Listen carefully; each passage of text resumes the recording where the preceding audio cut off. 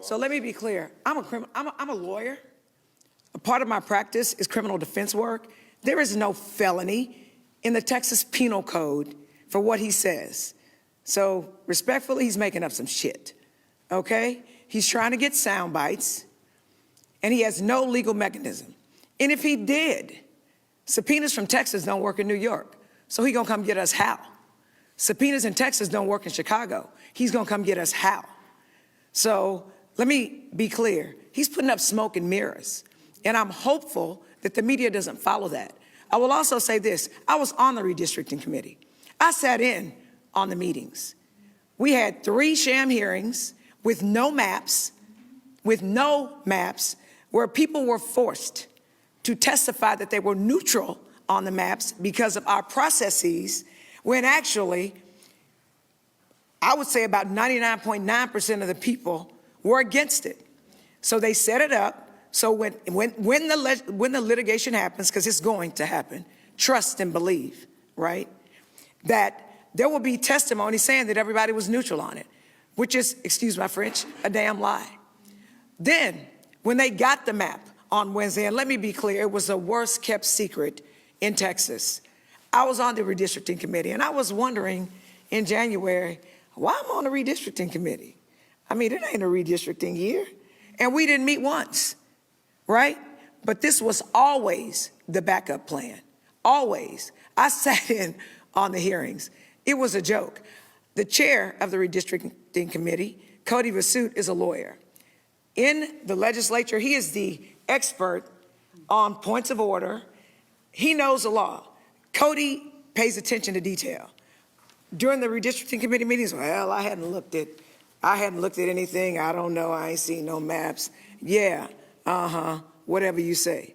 So you peeing on me and you telling me it's raining and you expect me to believe it. Wrong answer. When they finally had the one public hearing with the map, and the secret was out. The stuff is going to get filed on Wednesday, and we're going to have a marathon hearing on Friday, is what they said. The plan was filed on Wednesday, and they had a 10-hour meeting on Friday. And the thing that was the most offensive to me as a person who went to these and asked questions about these, and let me be clear, the districts that are targeted overwhelmingly are Black districts, okay? They are pitting Jasmine Crockett against Mark Vesey, and they are pitting Al Green against CD18, where there's a Black representative. If you don't know who sat in CD18, I live in CD18, by the way, Barbara Jordan, Mickey Leland, Craig Washington, Sheila Jackson Lee, and Sylvester Turner. So those are the people they're trying to take out. So I'm real upset about it, and my constituents are real upset about it.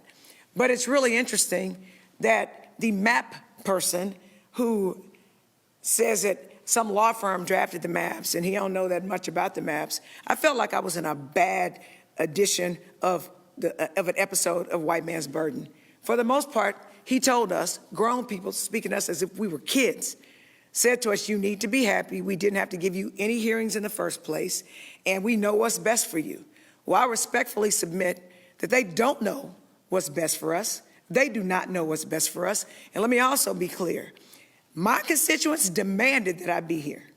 So you think I'm gonna listen to Donald Trump and Greg Abbott and Dan Patrick and the Attorney General who can't treat his wife right and who lies on documentation? So I think he needs to worry about going to jail. But my point is this: we, the Democratic contingent, we are paying attention to what our constituents are demanding of us. They've literally told us, if you don't quorum break, we will primary you. That's how important it is.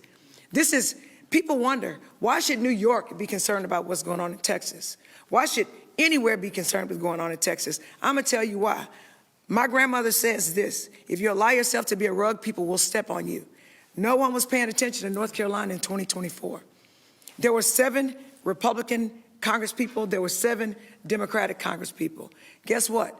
The Republicans rigged the game in North Carolina, and they took 3 seats. I'm gonna say this one more again, that's Ebonics for those of y'all who don't speak it. They took 3 seats.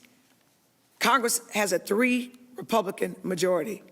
Ding, ding, ding, ding, ding. So we weren't paying attention to what was going on in North Carolina. And look what we have. We got that big, ugly, terrible bill shoved down our throats. So guess what? I was paying attention. Fool me once, shame on you. Fool me twice, shame on me. Texas will not be North Carolina. We will not give him what we need. And we're marching. We ain't fleeing. We're fighting. And we are so incredibly thankful that the governor has hosted us, because we need allies.